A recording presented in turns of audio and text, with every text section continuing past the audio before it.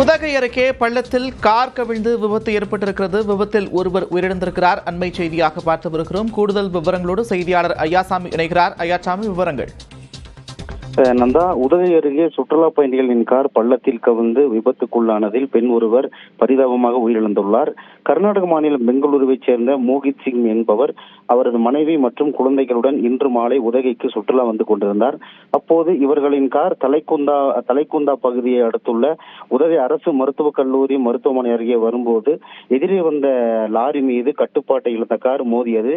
இந்த கார் மோதியவுடன் சுமார் 50 அடி பள்ளத்தில் தலைக்குப்புற கவிழ்ந்து விபத்துக்குள்ளானதில் காரில் வந்த 6 பேரும் குழந்தைகள் உட்பட கணவன் மனைவியும் சிக்கிக் கொண்டனர். இவர்களின் அலறல் சத்தத்தை கேட்டு அருகில் இருந்தவர்கள் நீண்ட நேரம் போராடி காயப்பட்டவர்களையும் மீட்டனர். இந்த சம்பவத்தில் காரில் சிக்கிய மோகித் சிங்கின் மனைவி மற்றும் குழந்தைகள் கண்முன்னே பரிதாபமாக உயிரிழந்தார்.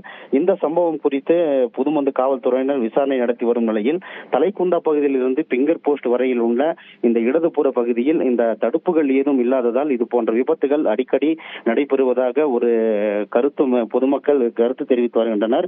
உடனடியாக இது போன்ற விபத்துகளை தவிர்த்து உயிர் சேதம் ஏற்படாத வகையில் நடவடிக்கை எடுக்க வேண்டும் என்ற கோரிக்கையும் எழுந்துள்ளது. நன்றி ஐயாசாமி, விவரங்களுக்கு.